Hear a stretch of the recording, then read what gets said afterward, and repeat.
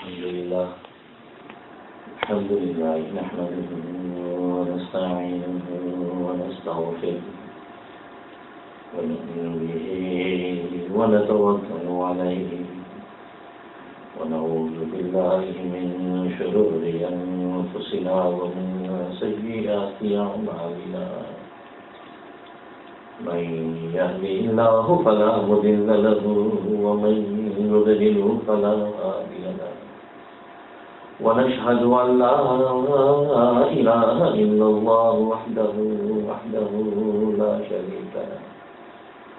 لا شريك له ولا نظير له ولا مثل له ولا مثال له ونشهد أن سيدنا وسندنا وشفيعنا وشفيع أمرنا وحبيبنا وحبيب ربنا ومولانا محمد عبده ورسوله أرسله الله إلى كافة للناس بشيرا ونذيرا وداعيا إلى الله بإذنه وسراجا منيرا أما بعد فأعوذ بالله من الشيطان الرجيم بسم الله الرحمن الرحيم يا أيها الذين آمنوا عليكم أنفسكم لا يضركم من ضل إذا اهتديتم إلى الله مرجعكم جميعا فينبئكم بما كنتم تعملون. بزرگان محترم برادران عزیز اور میرے اسلامی، اللہ تبارک و تعالیٰ نے اس کائنات کے وجود و بقا کو ہدایت کے ساتھ جوڑا ہے. جب تک اس کائنات کے اندر ہدایت باقی رہے گی اس وقت تک یہ کائنات باقی رہے گی. جس لمحے اور جس گھڑی اس کائنات سے ہدایت اٹھ گئی، اللہ کو پہچاننے والا کوئی بھی باقی نہ رہا، تو اللہ تبارک و تعالیٰ اس کائنات میں قیامت برپا کرتے ہیں.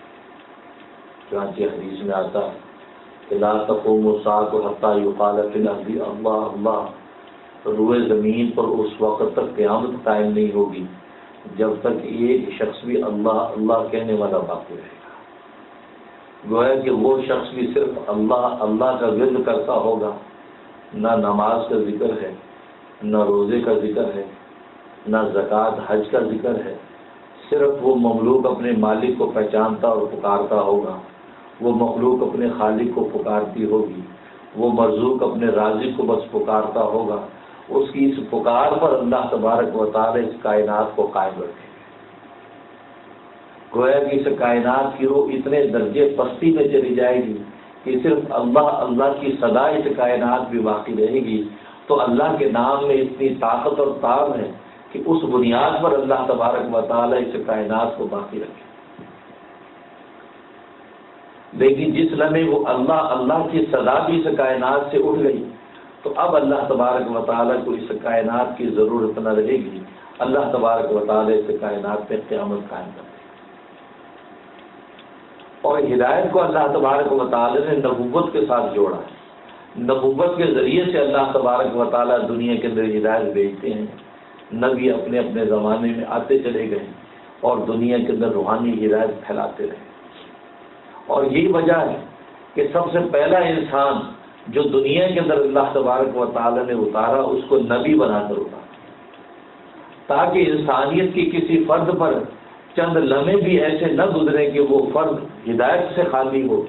اس لیے کہ جب ہدایت نبوت کے راستے سے ملنی تھی، اگر یہ بنی نو یہ پہلا آدم بغیر نبوت کے آتا تو ظاہر ہے کہ اس کے پاس ہدایت نہ ہوتی. اللہ تبارک و تعالیٰ کو اتنی سی تاخیر بھی گوارا نہیں تھی کہ انسانیت کی اس فرد پر اتنے لمحے کے لیے گمراہی اور ضلالت ہو. اس کو نبوت دے کر بھیجا تاکہ وہ اپنے ساتھ ہدایت لے کر دنیا کے اندر اٹھے. تو گویا کہ پہلا انسان نبی بنا کر بھیجا. تو ہدایت روحانی مخلوق کا اپنے مالک کو پہچاننا، مخلوق کا اپنے خالق کو پکارنا، مرزوق کا اپنے رازق کو دیکھنا یہ اتنی اہمیت رکھتا ہے کہ اللہ تبارک و تعالی اس معرفت کے حوالے سے کسی قسم کی تاخیر گوارا نہیں کرتے، پہلے انسان کو نبوت دے کر بھیج دیا، پھر سلسلہ نبوت کا جاری ہو گیا، ایک نبی آیا، دوسرا نبی آیا، تیسرا نبی آیا، اپنے اپنے وقت کے اندر نبی آتے چلے گئے اور یہی اعلان کرتے رہے، یا قوم اعبدوا اللہ ما لکم من الہ غیرہ، اے میری قوم تم اپنے اس اللہ کو پکارو، اس اللہ کی عبادت کرو کہ جس اللہ کے سوا تمہارا کوئی معبود نہیں۔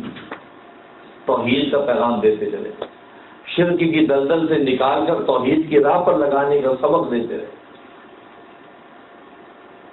حضرت نوح علیہ السلام 1000 سال تک قوم کو یہی دعوت حق دیتے رہے۔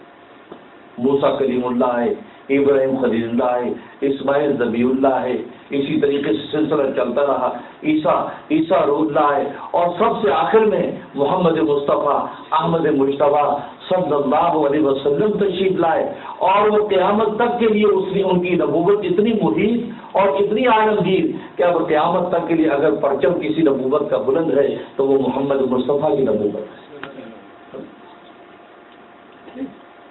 اس لیے کہ پہلے نبی کوئی بستی کے لیے آیا، کوئی کسی شہر کے لیے آیا، کوئی کسی گاؤں کے لیے آیا، کوئی کسی صوبے کے لیے آیا، کوئی ایک خطے کے لیے آیا، لیکن جب سرکار دو عالم صلی اللہ علیہ وسلم آئے تو وہ رحمت للعالمین، ساری کی ساری انسانیت کے لیے، نہ صرف انسانیت بلکہ تمام کے تمام عالموں کے لیے مجسم رحمت بن کر آئے۔ وما ارسلناک الا رحمت للعالمین، اے پیغمبر ہم نے آپ کو سارے جہانوں کے لیے رحمت بنائی، اور عالمین میں کتنے جہان ہیں؟ آج کی سائنس اور ٹیکنالوجی پہنچ رہی اس بات پر کہ یہ جو یونیورس نظر آتا ہے اس کے علاوہ بے شمار یونیورس ہیں، اور سرکار دو عالم صلی اللہ علیہ وسلم نے 1400 سال بعد پہلے یہ بات کہہ دی۔ ایک روایت کے مطابق ابو سعید خدری رضی اللہ تعالیٰ عنہ کی روایت ہے، فرماتے ہیں کہ 36,000 جہان ہے، 36,000، اور ایک روایت میں فرمایا کہ 84,000 یہ دنیا کے جہان آپ کو نظر آتا ہے، نہیں، اللہ تبارک و تعالیٰ کے 84,000 جہان ہیں۔ اس لیے تو آج سائنس اور ٹیکنالوجی اس نتیجے پر پہنچتی ہے کہ ایسا لگتا ہے کہ بے شمار جہان ہے، انفینٹی۔ نبی نے پہلے بتا دیا، اور آپ کے بارے میں فرمایا وما ارسلناک الا رحمۃ للعالمین، آپ سارے جہانوں کے لیے رحمت للعالمین بن گئے، نہ صرف انسانیت بلکہ عالم جمادات، عالم نباتات، عالم حیوانات، عالم ملائکہ، عالم جنات، عالم انسانیت، صحراؤں کے ذرے، درختوں کے پتے، دریاؤں کے پانی کے قطرے، قطروں میں دوڑنے والے جراثیم، گویا کہ دنیا کی ایک ایک زیرو اور دنیا کی ایک ایک مادی اور مجسم جتنی نعمتیں دنیا میں نظر آتی ہیں، سب کے لیے سرکار دو عالم صلی اللہ علیہ وسلم کی ذات رحمت بن کر آئی۔ یہودیت کے لیے رحمت، عیسائیت کے لیے رحمت، مجوسیت کے لیے رحمت، اسلام کے لیے رحمت، مسلمان کے لیے رحمت، دنیا کی ہر مذہب اور سوسائٹی کے لیے آپ کی ذات رحمت بن گئی۔ الگ بات ہے کہ نالائق اور نادان اس رحمت کی حقیقت کو نہ سمجھیں، اس رحمت ہی کو بگاڑنے کی کوشش کریں، حالانکہ آپ کی ذات تو سب کے لیے رحمت۔ آپ کی ذات آئی تو دنیا کو سائنس ملی، دنیا کو ٹیکنالوجی ملی، دنیا کو سہولیات ملی، دنیا کو ترقی ملی۔ یہ ارتقاء کی ساری منزلیں سرکار دو عالم صلی اللہ علیہ وسلم کی دنیا میں آنے کے بعد پیدا ہو۔ اس سے پہلے سائنس کہاں تھی؟ اس سے پہلے ٹیکنالوجی کہاں تھی؟ جب سرکار دو عالم نہیں آئے اس وقت یہودیت نے ہوائی جہاز ایجاد کیوں نہیں کیا؟ اس وقت یہودیت نے سیل فون ایجاد کیوں نہیں کیا؟ اس وقت عیسائیوں نے الیکٹرک ایجاد کیوں نہیں کی؟ یہ دنیا کی ساری سائنس اور ٹیکنالوجی میرے محمد میں کے دنیا میں آنے کے بعد کیوں دنیا میں آئے؟ اس لیے کہ آپ رحمت للعالمین، یہ آپ کی رحمت للعالمین کا صدقہ ہے جو دنیا کو سائنس اور ٹیکنالوجی دی۔ جس سائنس اور ٹیکنالوجی کو آج اسی محمد کے خلاف استعمال کرنے پر یہ فخر کرتا ہے، اسی محمد کی تصدیق اور استضاء اڑا کر یہ فخر کرتا ہے، اسی سائنس اور ٹیکنالوجی کو منفی پروپیگنڈے میں استعمال کر کے محمد صلی اللہ علیہ وسلم کے سینے کو چھلنی کرنے کی کوشش کرتا ہے۔ کتنا نالائق اور نادان ہے، لیکن اسے خبر نہیں کہ وہ تو رحمت للعالمین ہے۔ ان کی رحمت للعالمین کا عالم یہ ہے کہ ان پر اگر کوئی ایک مرتبہ رحمت کی دعا کر دے تو اللہ تبارک و تعالیٰ اس دعا کرنے پر اپنی 10 رحمتیں پہلے اتار دے. صحیح مسلم کی حدیث ہے من صلی علیہ واحدۃ، جو مجھ پر ایک مرتبہ رحمت کی دعا کرتا ہے اللہم صلی علی محمد، ایک مرتبہ کہتا ہے، فرمایا صلی اللہ علیہ عشرہ، اللہ تبارک و تعالیٰ اس پر 10 رحمتیں پہلے اتار دے. اس لیے کہ میں تو رحمت کا محتاج نہیں ہوں، میں تو مجسم رحمت ہوں، میں تو اللہ کی رحمتوں میں پہلے سے معتزم ہوں، مجھے تمہاری رحمت کی دعا کا کوئی فائدہ نہیں پہنچتا. ہاں تم دعا کرو گے تو تمہیں فائدہ پہنچے، اس سے مجھے راحت ہوتی ہے کہ میری امت اللہ کی رحمت میں نہا رہی ہے، محمد کو خوشی ہوتی. اس لیے کہ حدیث میں بننا ہے کہ میرے صحابہ میری مثال تمہاری یہ ایک باپ کی طرح ہے. جیسے باپ اپنی اولاد کی تربیت کرتا ہے، اس کی زندگی کے ایک ایک پہلو، ایک ایک نشیب و فراز کی خبر دیتا ہے، تو میں بھی تمہارے لیے باپ کی طرح ہوں، میں بھی تمہاری زندگی کے نشیب و فراز کی تمہیں رہنمائی کرتا ہوں. زندگی کون سا پہلو ہے کہ جس پر سرکار دو عالم صلی اللہ علیہ وسلم نے امت کو رہنمائی دی؟ سونے سے جاگنے تک، چلنے سے پھرنے تک، کھانے سے پینے تک، یہاں تک کہ بیت الخلاء میں قضاء حاجت کے لیے انسان جب بیٹھے تو کیسے بیٹھے، اس بیٹھنے کی حیثیت اور قضاء کیفیت تک بتا دی. اس سنجے تک کا طریقہ بتا دیا کہ تم نے طہارت کیسے حاصل کر دی، تمہیں مرنا ہے تو کس طرز پر مرنا ہے، اور مرنے والے کو جب دفنانا ہے تو تمہیں کس طرح دفنانا ہے.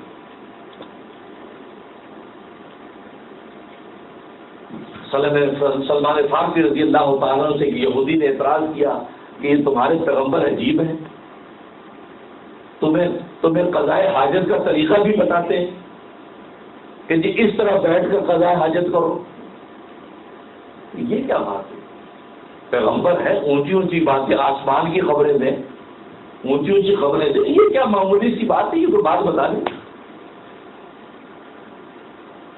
اگر آج ہمارے جیسا کوئی مسلمان ہوتا تو ایکسکیوز کرتا، ہاں مے بی دس حدیث ویک، یہ حدیث میرا خیال کمزور ہے، یہ فکر چل پڑا، ویک حدیث ہے.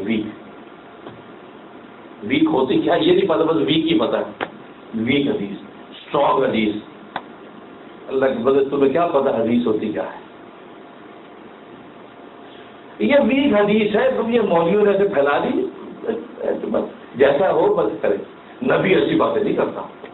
اللہ اکبر.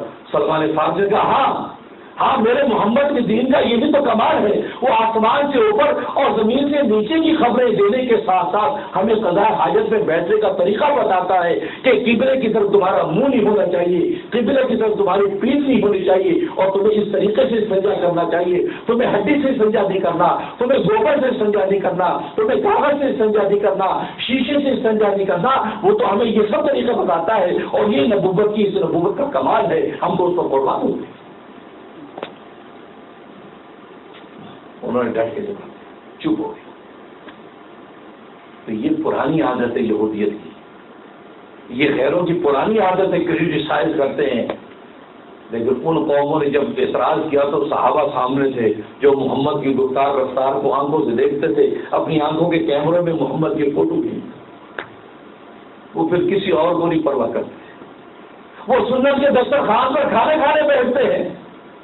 ایران کے بادشاہ کا دسترخوان ہے، لقمہ گر جاتا ہے، حذیفہ بن یمان سے لقمہ صاف کر کے کھانے لگتے ہیں. خادم کو نہیں مارتا ہے، کہا کہ آپ کیا کر رہے ہیں؟ یہاں بڑے بڑے جرنیل بیٹھے ہیں، ایران کا بادشاہ بیٹھا ہے، یہ کیا کہے گا کہ محمد کا غلام کیسا حریص ہے، لیجیے اور لقمہ اٹھا کے کھا لیا، چھوڑ دیجیے. کہا کہ کیا بات کرتے ہو، آپ لوگ تو سنت صحابی بھی لحاظ علما کا، کیا میں اپنے محبوب محمد کی سنت کو ان دنیا میں راموں کی وجہ سے چھوڑ دوں؟ یہ نہیں ہو سکتا. میں اسی طرح کروں.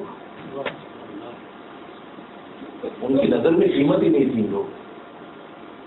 آج یہ تھوڑا سا کوئی آبجیکشن کرتے ہیں محمد یا محمد کے دین پر، ہم فوراً سارے شیخ ہو جاتے ہیں. ارے ان کے آبجیکشن کی حیثیت ہی نہیں، ان کے اعتراض کا کوئی اہمیت ہی نہیں. وہاں صحابہ کہتے ہیں آپ لوگوں کو سنا حبیب لحاظ العلماء کا، شاہی دسترخوان پر بیٹھے ہیں اور جنگی مذاکرات ہو رہے ہیں. سامنے ایران کے فارس کے جرنیل بیٹھے ہیں اور یہ مسلمانوں کے لشکر کی طرف سے جا کر مذاکرات کر رہے ہیں. اور اس وقت فارس کا رواج تھا کہ آنے والے کو سب سے پہلے کھانا کھلاتے. تاکہ وہ نمک کھائے رزق کھائے تو بات کرتے تھوڑی سی آنکھ جھکے. ان کا یہ ایک فلسفہ تھا، اس نے کھانا تھا. اور ایسے موقع پہ انسان کتنا اپنے آپ کو سنوارتا. بھائی مقابلے میں مد مقابل ہے، اپنے اپ ٹو ڈیٹ رہتا ہے. نہیں جی نہیں، چھوڑ دیجیے، رہنے دیجیے، لوگ کیا کہ کتنا حریص ہیں. فرمایا کہ کہتے ہیں کہنے دو، ان کے کہنے کی کیا پرواہ، میرے محمد کا یہی عمل ہے. اس لیے کہ محمد زندگی کا جو طرز لائے، زندگی کی جو حرکت و سکون لائے، اس سے اعلیٰ دنیا کے اندر کوئی طرز ہو ہی نہیں سکتا. اس لیے کہ وہ تو نمونہ کائنات اللہ نے بنا کر دنیا کو دی کہ کس طرح کھاتے ہیں ذرا دیکھو، کس طرح پیتا ذرا دیکھو، کس طرح گفتار اور رفتار، کیسا اخلاق و کردار، کیسی مجلس و برخاست، یہ ساری کی ساری زندگی کے پہلوؤں کا حرکت سکون حکومت کا کیسا ہے. لقد کان لکم فی رسول اللہ اسوۃ حسنہ، اے لوگوں تمہارے لیے وہ رسول اللہ کی زندگی میں بہترین نمونہ ہے. اگر تمہیں کسی کو آئیڈیل بناؤ، کسی کو رول ماڈل بناؤ تو یہ محمد ہے. یہ جس طرح چلتے ہیں اسی طرح چلتے چلے جاؤ، تمہاری منزل جنت ہوگی. اللہ نے تو یہ شان ان کو دیا. اور کون فرمایا آنا نبی الانبیاء، میں امت محمد یا صرف تمہارا نبی نہیں، یا صرف نبیوں کا، صرف امتوں کا نبی نہیں، بلکہ آنا نبی الانبیاء، میں تو سارے نبیوں کا بھی نبی ہوں. نبی میرے سارے کے سارے مقتدی اور میں سب کا امام ہوں. کتنا اونچا مقام، ایسی شان آپ کو عطا کی کہ سارے نبیوں کو نبوت کا فیض بھی محمد مصطفیٰ کی ذات سے، اور اس کائنات کا وجود بھی محمد کے وجود سے ملا. اگر محمد نہ ہوتے تو کچھ بھی نہ ہوتا. لولا کا لما خلقت الافلاق، معراج کے سفر میں خود اللہ تبارک و تعالیٰ نے اپنے محبوب سے کہا لولا کا لما خلقت الافلاق، اے محمد اگر تو نہ ہوتا تو کچھ بھی نہ ہوتا. نہ آدم ہوتا، نہ آدم کی خطا ہوتی، نہ نوح ہوتا، نہ نوح کی بددعا ہوتی، نہ ابراہیم ہوتا، نہ ابراہیم کی وفا ہوتی، نہ یعقوب ہوتا، نہ یعقوب کی آہوہ ہوتی، نہ یوسف ہوتا، نہ یوسف کی زلیخا ہوتی، نہ حسن یوسف ہوتا، نہ حسن یوسف اور مرمٹنے کی تمنا ہوتی، نہ موسیٰ ہوتا، نہ شعیب کی ملاقات ہوتی، نہ عیسیٰ ہوتا، نہ عیسیٰ کی صحیح معجزات کی ایک جگہ ہوتی. تو عیسیٰ علیہ السلام تک جتنے بھی نبی کائنات انسانی کا ذرہ ذرہ کچھ بھی نہ ہوتا، اے محمد اگر تو نہ ہوتا. موسیٰ کے ماننے والوں سن لو، محمد نہ ہوتا تو موسیٰ بھی نہ ہوتا. عیسیٰ کے ماننے والوں سن لو، محمد نہ ہوتا تو عیسیٰ بھی نہ ہوتا. وہ ہے تو سب کچھ ہے، وہ نہیں تو کچھ نہ ہوتا. ویسے کائنات کے جلسے کے آخری مقرر ہیں، اس کائنات کے جلسے کے آخری مقرر. اور آپ جانتے ہیں کہ جلسہ اور کانفرنس آخری مقرر کے لیے سجایا جاتا ہے. اس سے پہلے چھوٹے چھوٹے مقرر آتے رہتے ہیں. اشتہار چھپتا ہے تو اس آخری مقرر کا نام بڑا چھپتا ہے، دوسروں کے چھوٹے چھوٹے نام چھپتے ہیں. جب تقریریں شروع ہوتی ہیں تو وہ بڑے نام والا آتا نہیں، پہلا آ رہا ہے، دوسرا آ رہا ہے، تیسرا آ رہا ہے، چوتھا آ رہا ہے. ہر ایک اپنے بعد کے آنے والی کی خبر دے رہا ہے، میرے بعد آئے گا، میرے بعد آئے گا. یہاں تک کہ مقررین کی وہ لسٹ ختم ہو جاتی ہے. سب سے آخر میں وہ آتا ہے جس کا نام بڑا نام تھا. جب وہ آتا ہے اس کی تقریر کے بعد جلسے کی بساط لپیٹ دی جاتی ہے. سرکار معلوم فرماتے ہیں ہاں نبی آتا رہا لیکن وہ جانے کے لیے آتا رہا. جو آیا وہ جانے کے لیے آیا، جب میں آیا تو میں آنے کے لیے آیا. میں جب آیا بڑا وہ ساتھی کا ہاتھ ہے. میری مثال ایسی ہے، میں اور قیامت یوں قریب قریب ہے. جب میں آ چکا میرے بعد اگر کوئی نہیں آئے گا، لا نبی آزادی ولا امت بعد امتی، میرے بعد اب کوئی نبی نہیں آئے گا اور میری امت کے بعد اب کوئی امت نہیں آئے گی. اب میرے پاس صرف قیامت ہی آئے گا. نہ قیامت یوں قریب قریب، معمولی سی زراعت نظر آتی میں اتنا سا فاصلہ ہے. اب یہ جلسے کی مثال لپیٹ دی ہے. اب آخری اور آج اتنی شان والا نبی، اتنی شان والی امت کہ خود قرآن نے کہا کن تم خیر امت. تم کس کی امت ہو؟ محمد کی امت. ارے تم تو خیر امت ہو، سب سے شاندار، سب سے شاندار امت ہے. تمہاری شان والا کوئی ہے ہی نہیں. اخرجت للناس، تمہیں لوگوں کے لیے پیدا کیا گیا.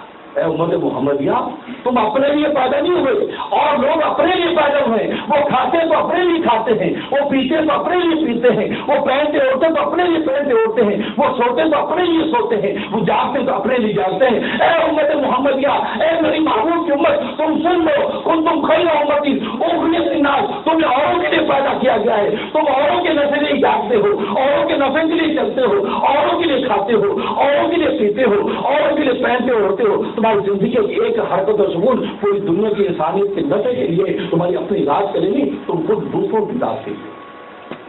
یہ شان ہے.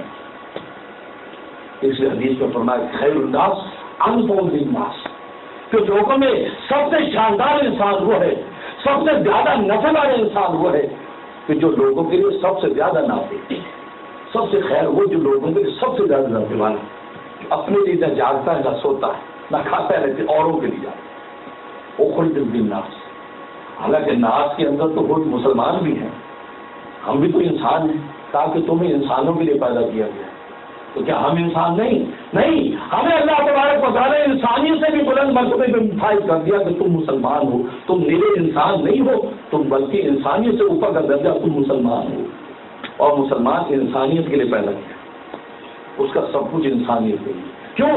اس لیے کہ جب تک ایک مسلمان بھی باقی رہے گا اور وہ بھلے نماز نہ پڑھتا ہو, روزہ نہ رکھتا ہو, زکات نہ دیتا ہو, لیکن اللہ اللہ اللہ کہتا ہو, اپنے مالک کو پکارتا ہو, اپنے راضی کو جانتا ہو, کہ اللہ اللہ کی پکار ہوگی, اس کائنات کو باقی رکھا جائے گا. جب ایک مسلمان جو اللہ اللہ بولے ہوئے بھی باقی نہیں رہے گا, اللہ کا نام بھی اس کائنات سے اٹھ جائے گا, تو اللہ تبارک و تعالیٰ اس کائنات کو تباہ و برباد کر دے گا.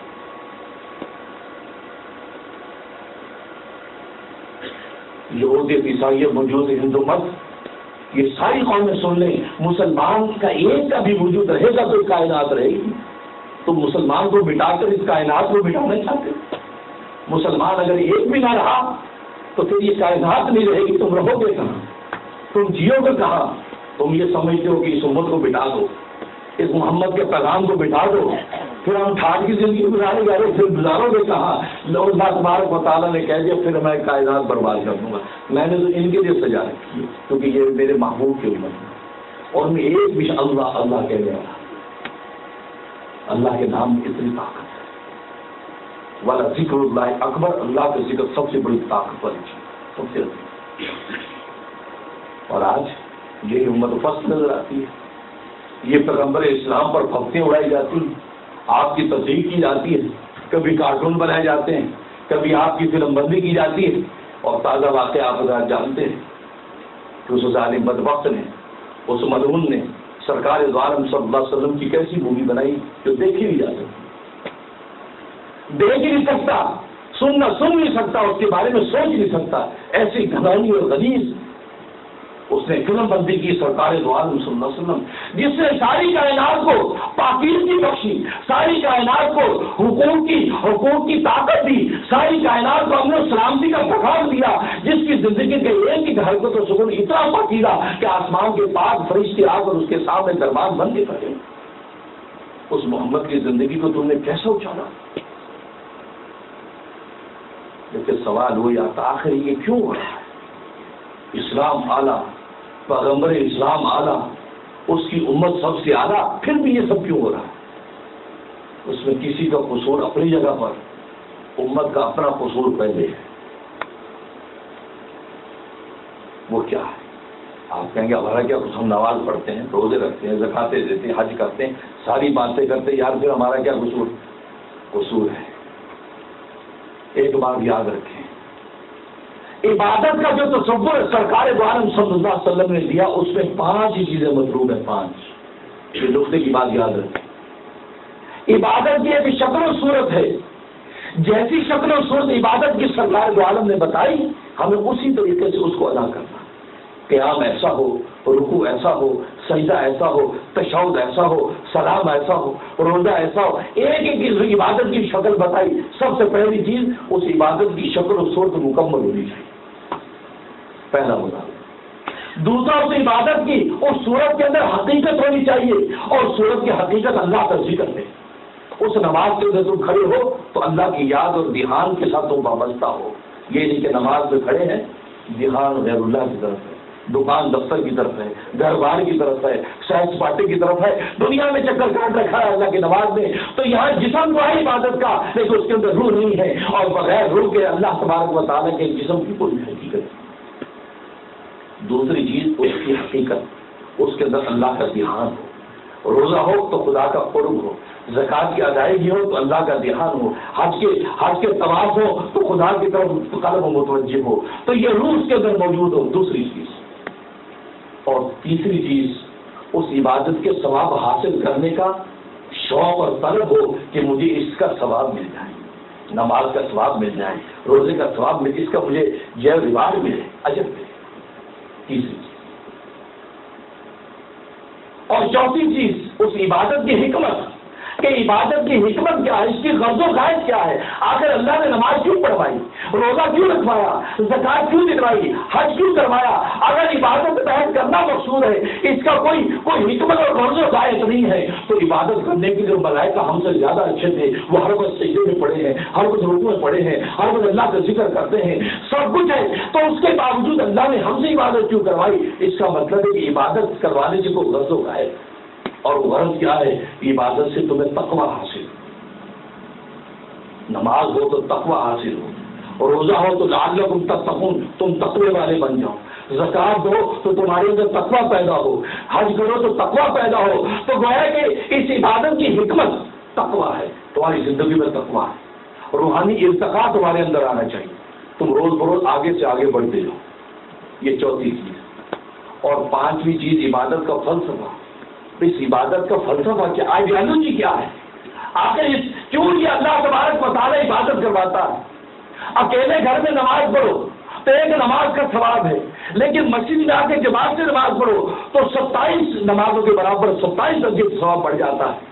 جمعے کی نماز میں اور زیادہ بڑھ جاتا ہے، عید کی نماز میں اور زیادہ بڑھ جاتا ہے. آخر کیا بات ہے کہ مجمع زیادہ ہوتا چلا جاتا ہے، اللہ کے اجر و ثواب اور قیمت اس کی بڑھتی چلی جاتی ہے. تو گویا کہ اللہ تبارک و تعالیٰ عبادت کا فلسفہ بتاتا ہے. اس عبادت کا فلسفہ کیا ہے؟ تمہیں روزے رکھواتے ہیں، زکاتیں دلواتے ہیں، نمازیں پڑھواتے ہیں، حج کرواتے ہیں. تو اس عبادت کا فلسفہ کیا ہے؟ اس عبادت کا فلسفہ اتحاد ہے، یونٹی. تم ایک ہو جاؤ. ایک امام اللہ اکبر کرے تو تم سارے ہاتھ بس، ایک امام اللہ اکبر کر کے جھکے تم سارے جھک جاؤ، ایک امام اللہ اکبر سجدے میں گرے تو تم سارے سجدے میں گر جاؤ. ایک پورا کی پوری حاجیوں کی 50 لاکھ کی آبادی ہے، 50 لاکھ ایک ہی وقت میں ایک میدان میں کھڑے ہو، اللہ کے آگے ہاتھ اٹھا کے کھڑے ہوں، اتنی بڑی یونٹی. تو اس عبادت کا فلسفہ یونٹی، اتحاد. تو 5 چیزیں جب عبادت کی حقیقت تمہیں ملے گی تو 5 چیزیں اگر اس امت نے پائی، اب اس عبادت سے امت پستی سے بلندی پا لے گی، ذلت سے عزت پالے گی. لیکن اگر یہ 5 چیزیں مکمل نہیں ہیں، جسم ہے روح نہیں ہے، روح ہے لیکن اس کے اندر ثواب حاصل کرنے کی طرف نہیں ہے، ثواب حاصل کرنے کی اگر ہے لیکن تقویٰ سے حاصل نہیں کیا، اور تقویٰ بھی اگر ہے تو لیکن یونٹی کا جو فلسفہ تھا اس پر امت ایک پلیٹ فارم پہ یونائٹ نہیں ہوئی ہے، تو بس اس وقت تک تمہیں اس عبادت سے عزت نہیں مل سکتی. اس عبادت سے ثواب تو تمہیں مل جائے گا، اللہ آخر میں تمہیں بخش دیں گے، تمہیں اجر ثواب تو ملے گا، لیکن دنیا میں تمہیں عیسائیت کی نظر میں، یہودیت کی نظر میں، ہندو مت کی نظر میں، مجوسیت کی نظر میں تمہیں عزت نہیں مل سکتی. عزت اگر چاہتے ہو اس عبادت کا جو فلسفہ یونٹی، تم سب کے سب یونائٹ ہو جاؤ گے، تم ذلت سے عزت کی طرف بڑھے. اور آج اگر ہم جائزہ لیں، ہم میں سب کچھ ہے، ہم ثواب بھی حاصل کرتے ہیں، تقوی والے بھی تمہیں ملیں گے، لیکن اگر ملے گا نہیں امت کی یونٹی نہیں ہے. آج امت کے اندر یونٹی نہیں ہے، جس کے لیے قرآن جگہ جگہ کہہ رہا ہے واعتصموا بحبل اللہ جميعا ولا تفرقوا، بار بار ایک رسی ہو ولا تنازعوا فتفشلوا والله وليكم. آپس میں جھگڑو نہیں، تم پھسل جاؤ گے، تمہاری ہوا اکھڑ جائے گی. یونائٹ ہو جائے، لیکن امت یونائٹ ہونے کے لیے تیار نہیں. تو آپ کے سامنے سے ڈنمارک سے جب کارٹون چھپے تھے اسی وقت امت فیصلہ کر چکی ہوتی. اور یہ یو این او جو یونائٹڈ نیشنز جو ساری قوموں کو یونائٹ کرتا ہے، تو وہاں پر یونائٹ ہو کر مسلمان اسی وقت کوئی بل پاس کروا لیتا کہ مقدس نبی اور مقدس کتابوں کی تصحیح کی کسی کو اجازت نہیں. باقی تمہارا فریڈم آف اسپیچ، یہ تمہارا فریڈم آف اسپیچ کی کوئی حقیقت نہیں. دنیا کے اندر کوئی بھی قانون ایبسلوٹ نہیں ہے، فریڈم آف اسپیچ بھی ایبسلوٹ نہیں ہے۔ پریس میں لکھنے والا، اخبار میں لکھنے والا خود اس اخبار کے خلاف اس اخبار میں نہیں لکھ سکتا تو اس کی فریڈم آف اسپیچ کہاں گئی؟ ٹیلی ویژن کے میڈیا کے اوپر بولنے والا خود اسی میڈیا کے خلاف اس میڈیا پر نہیں بول سکتا، کمپنی میں کام کرنے والا خود اس کمپنی کے مفاد کے خلاف کچھ نہیں بول سکتا۔ اب فریڈم آف اسپیچ کہاں گئی؟ اب اس فریڈم آف اسپیچ کو تم نے قید کیوں کر دیا؟ اس کا مطلب یہ ہوا کہ فریڈم آف اسپیچ ایبسولوٹ نہیں ہے، بلکہ دنیا کی ہر کمپنی اپنی پالیسیز کے تحت اس میں پابندی لگا۔ اور یہ بھی برطانیہ کا تم نے تماشا دیکھا، برطانیہ کی شہزادی کیٹ، اس کی تصویریں فرینچ اخبار میں چھپ گئی، پوری شاہی خاندان میں بابیلا ہو گیا۔ کہاں گئی فریڈم آف اسپیچ؟ کہاں گیا پریس میڈیا کی آزادی؟ کہاں گئی؟ وہ شاہی خاندان سب کچھ کرنے کو تیار، کمپنی کو بند کر دو، ڈیمیج کر دو، اس فوٹو ہٹا دو۔ ایک شہزادی کے تقدس کی بات ہے، اور جبکہ ان کے معاشرے میں تو یہ کوئی بری بات بھی نہیں۔ جس حال حلیے میں وہ دیکھی گئی، اس حال حلیے میں روز پھر رہے لوگ۔ اگر وہ اس کو بابیلا نہ کریں تو لوگوں نے اسے 2 دن کے بعد بھول بھی جانا تھا، کیونکہ کلچر ہی ایسا ہے۔ وہاں فریڈم آف اسپیچ، وہاں تو ہر بندہ تھا تو فریڈم آف اسپیچ ہوتا، لیکن وہاں شاہی خاندان کیس کر رہا ہے، کیس کر دیا کا کمپنی کو بند کر دیں گے۔ تم نے یہ کیا کیا؟ حیثیت گرائی، توہین کی ہے، تم نے پرائیویٹ لائف کو کے اندر وائلیشن کیا ہے۔ اللہ اکبر، کیسا دورہ ہے یار مغرب کا! یہاں فریڈم آف اسپیچ کہاں گئی؟ اور اس یہاں دیکھو، اس امریکہ کے اندر اس بدبخت نے سرکار دو عالم صلی اللہ علیہ وسلم کی فر بندی کی، ایسی غلیظ گناؤنی، اور وہاں اسی امریکہ کے ذمہ دار ادارے کہتے کیا کریں؟ آزادی ہے، فریڈم آف اسپیچ ہے، ہم کچھ نہیں کر سکتے۔ اللہ اکبر، یہ دوہرا معیار ہے۔ لیکن کیوں ہے؟ اس لیے ہے کہ ہم ایسے ہی ہیں، ان کو پتہ کیا کر لیں گے، پاکستان والے شور مچا لیں گے، بس ختم۔ عرب دنیا کے لوگ شور مچا لیں، ختم۔ لیکن امریکہ والوں کو ہم نے ڈالر کھلا کے ویسے ٹھنڈا کر دیا کہ جاب چھوٹ جائے گی، اور یار FBI آ جائے گی، اور یہاں پولیس پکڑے گی، نہیں یار بس ہم بس چپ کر کے بیٹھے۔ آپ میڈیا پہ دیکھ رہے تھے، ہاں یار صحیح ہو رہا ہے یار۔ اللہ اکبر، ہر مسجد کے اندر جمعے کے بعد کھڑے ہو کے پلے کارڈ بھی نہیں کرتے کہ قابل ہم۔ امریکہ کی ہر مسجد کے لوگ پلے کارڈ دے کے جمعے کے بعد باہر کھڑے ہو جائے اور پریس کو دعوت دے کے ہمارے احتجاج ریکارڈ کرو، CNN کو بلا ہمارے احتجاج ریکارڈ کرو کہ بنگلور کی مسجد کے لوگ احتجاج کر رہے ہیں، ان کے جذبات کو ٹھیس پہنچی ہے، ان کو ایذا پہنچی ہے، دل آزاری ہوئی ہے۔ ہم مطالبہ کرتے ہیں حکومت وقت سے کہ اس قسم کے سلسلوں کو بند کیا جائے۔ ہم UN سے مطالبہ کرتے ہیں کہ UN قانون پاس کرے کہ یہ فریڈم آف اسپیچ نہیں ہے، یہ ہے، یہ دل آزاری ہے۔ اگر ہولوکوسٹ پر بات نہیں ہو سکتی، ہولوکوسٹ اگر فریڈم آف اسپیچ میں نہیں ہے تو پھر سرکار دو عالم صلی اللہ علیہ وسلم کی ذات اس سے پہلے ہے، اس پر بھی بات نہیں ہے۔ بات کریں ساری مسجدوں کے اندر کا پلے کارڈ لے کے کھڑے ہوں کہ ساری نارمل کی مسجدوں کے لوگ کھڑے ہیں، ساری پولیس کے لوگ کے کھڑے ہیں، تو لے کر دی تو یہ قانون کی دنیا ہے۔ وہ کہتے ہیں ہاں بھی احتجاج ریکارڈ ہوا ہے، اب کارروائی کرتی ہے، لیکن ہمیں بس ہو رہا ہے، بڑا افسوس ہوا ہے، بڑا دکھ ہو نہیں۔ میرے دوستوں، سرکار دو عالم صلی اللہ علیہ وسلم کی محبت سے ہمیں کچھ سب کچھ ملنا ہے، اپنا حصہ تو ڈالو۔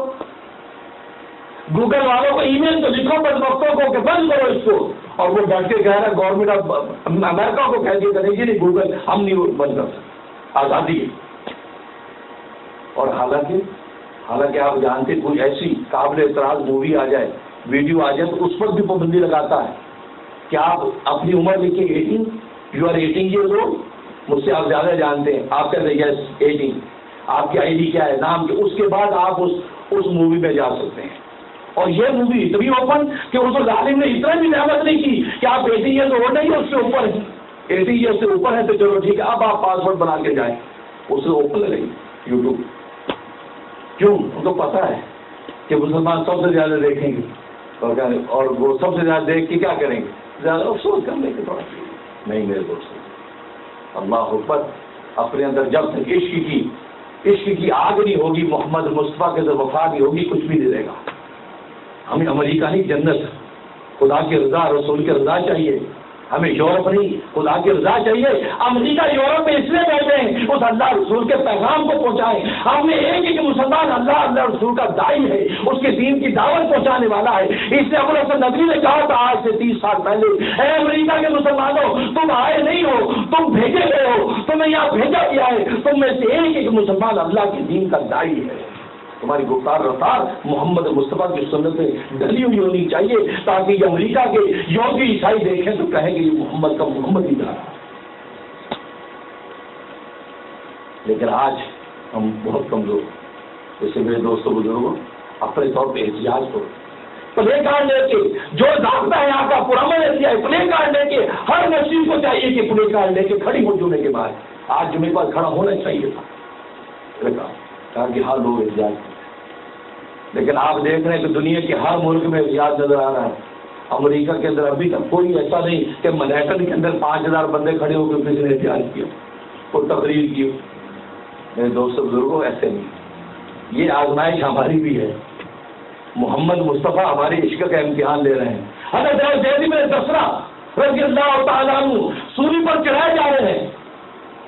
ابو سفیان اس وقت تک مسلمان نہیں ہوئے تھے، کہا کہ آج تجھے سولی پر چڑھایا جا رہا ہے، کیا تیرا جی چاہتا ہے کہ تیری جگہ پر محمد ہوتے؟ اللہ اکبر۔ زید بن دسرہ تڑپ گئے، کہا کہ ابو سفیان کیا بات کرتے ہو، تم یہ کہتے ہو کہ میری جگہ محمد ہوتے؟ رب کعبہ کی قسم، میں اپنی زندگی کا سودا اس بات میں کرنے کو تیار نہیں کہ محمد اپنے گھر میں آرام سے ہو، آرام سے لیتے ہوئے ہو اور ان کے پاؤں میں سے کانٹا چبھا جائے، کانٹے کی معمولی ان کو تکلیف ہو اور تم مجھے یہ کہو کہ محمد کی اتنی تکلیف کے وجہ سے بھی زندگی بخش دیتے ہیں۔ رب کعبہ کی قسم مجھے وہ زندگی بھی منظور ہے۔ میرے محمد کی اتنے ہیلا بھی مجھے گوارا۔ کیا جو ہو رہا ہے محمد مصطفیٰ کو اپنے قبر کے اندر ایزا نہیں ہو تکلیف؟ اس میں دوست لوگ اپنا حصہ ڈالو، بددعا کے درجے میں حصہ ڈالو کم سے کم، یا اللہ یہ بددعا جس نے کیا جو شامل ان کو ہلاک و برباد کر، ان پر عذاب نازل کر، قہر نازل کر۔ یا اللہ اس سے زیادہ ہم کر نہیں سکتے، کمزور بہت ہیں، تو یہ بابیلوں کی نصرت بھیج کر ایسے لوگوں کو برباد کر جو تیرے محمد مصطفیٰ کی تصدیق کر۔ اور حقیقت یہ ہے کہ اس قسم کے واقعات پیغمبر اسلام کی زندگی کو اور منور کرنے کا ذریعہ بنتے ہیں، اس لیے کہ دنیا میں بڑے بڑے گندے نظریات پھیلے ہوئے ہیں، گندے تصورات پھیلے ہوئے ہیں، ایسی ایسی گندی سوسائٹیاں، ایسی ایسی تہذیبیں ہیں جن کا کتے کھانا حلال، چوہے کھانا حلال، بلیاں کھانا حلال، بچھو کھانا حلال، سانپ کھانا حلال، دنیا کے ہر چیز کو کھاتے ہیں۔ ایسی ایسی تہذیبیں موجود ہیں جن کا پیشاب مقدس ہے، پیشاب کے پوٹے اپنے کچنوں میں لگاتے ہیں، گو ماتا کا پیشاب ان کے لیے ایک مقدس تاریخ ہے۔ ایسی ایسی غلیظ تہذیبیں دنیا کے اندر موجود ہیں، لیکن ان پر کریٹیسائز کرنے والا نہ کوئی مووی اسٹار ملے گا، نہ کوئی لکھنے والا ملے گا۔ ان گندے نظریات کو کوئی بھی نشانہ نہیں بناتا، نشانہ اگر بناتے تو چاند کو بناتے ہیں، چاند پر ہی ٹھوکنے کے گیت ہے۔ محمد مصطفیٰ کی روشن زندگی چاند ہے، اس لیے اسے چاند کے چہرے پر ٹھوکنے کی کوشش کرے۔ یہ دلیل اس بات کی کہ محمد مصطفیٰ کی زندگی چاند کیا، چاندوں سے بھی آئی۔ وہی بات ہے کہ امام رومی فرماتے ہیں کہ جنگل میں ایک بد شخص چلا جا رہا تھا تو چمکتی چیز دیکھی تو آئینہ تھا، آئینہ اس سے اٹھایا تو اس کی اپنی بدصورت اس کے اندر نظر آئی، اسے زور سے آئینہ دور پھینکا، کہا کہ تو اتنا بدصورت ہے تبھی تو لوگوں نے یہاں سے پھینک رکھا ہے۔ اللہ اکبر۔ بس اسلام اور پیغمبر اسلام اس کا شفا وعدہ ہے۔ مومن کی زندگی ایک آئینہ ہے، زندگی کا روشن، اس کے اندر ان تہذیبوں کو اپنی مخلوق شکل نظر آتی ہے، اپنی زندگی خراب اور غلاظت نظر آتی ہے تو غصہ وہ آئینہ نبوت پر نکالتے ہیں، آئینہ اسلام پر نکالتے ہیں، حقیقت وہ اپنے چہرے کی تصویر اس میں دیکھتے ہیں۔ اللہ سے دعا ہے کہ اللہ تبارک و تعالیٰ ہمارے اندر جذبہ ایمانی کو قائم رکھے اور سرکار دو عالم سے محبت تو ہماری ایمان کا حصہ ہے، اس کے بغیر تو نہ دنیا میں ہمارے لیے کچھ ہے نہ آخرت میں۔ تو کیا آپ حضرات اس مووی کی اور اس بننے والے اس عمل کی مذمت کرتے ہیں؟ تکبیر، تکبیر، اللہ بات کرتے ہیں، ہم اس کی مذمت کرتے ہیں، یوٹیوب سے فون ہٹایا جائے اور گورنمنٹ آف امریکہ سے مطالبہ کرتے ہیں کہ اپنی حیثیت کو استعمال کرتے ہوئے اس مووی کو فوراً وہاں سے ہٹائے اور ذمہ دار جو افراد ہیں ان کے خلاف سخت ایکشن دے اور اس کی وہ حکومت اور امریکہ خود اپنے خلاف سازش سمجھے، اس لیے کہ خود امریکہ کے خلاف یہ سازش ہے، کیونکہ یہ امریکہ جو اپنی حیثیت کو معتدل کرنے کے لیے اسلام کے بارے میں اپنے رویوں کو مناسب کرنے کے لیے کروڑوں ڈالر پوری دنیا میں تقسیم کر چکا، کروڑوں ڈالر خرچ کر رہا ہے تاکہ لوگ یہ سمجھے امریکہ اسلام کا احترام کرتا ہے، مسلمان کو حقوق دیتا ہے۔ ایسی موویاں اور ایسے امریکہ کی اس عمل کے خلاف بہت بڑی سازش ہے، اور امریکہ کی ہے جو پوری دنیا کے اندر تباہ کرنے کا ذریعہ۔ آج پرچم کس کے جل رہے ہیں؟ امریکہ. آج پتلے کس کے بنے؟ امریکہ کے صدر. کیوں؟ کیا امریکہ کے صدر نے بنائی؟ کیا امریکہ نے بنائی؟ نہیں. یہ حیثیت برباد کیوں ہو رہی ہے؟ امریکہ کی حکومت کو سمجھنا چاہیے کہ اس قسم کی سازشیں خود امریکہ کے خلاف بہت بڑی، بہت گھنولی سازش ہے کہ یہ امریکہ جو اپنی حیثیت کو مسلمانوں کے درمیان متوازن کرنے کے لیے کیا بھی اقدامات کر رہا ہے، اور یہ سوچے چھوڑ کر لوگ خود امریکہ کی حیثیت کو برباد کر رہے ہیں. اس لیے US گورنمنٹ کو سوچنا چاہیے یہ نہ صرف اسلام کے خلاف بلکہ خود حکومت امریکہ کے خلاف بھی کھلی سازش ہے جس سے امریکہ حکومت کو اپنا قدم اٹھانا چاہیے. اللہ سے دعا ہے اللہ تعالیٰ عمل کرنے کی توفیق عطا فرمائے. باقی الحمد للہ.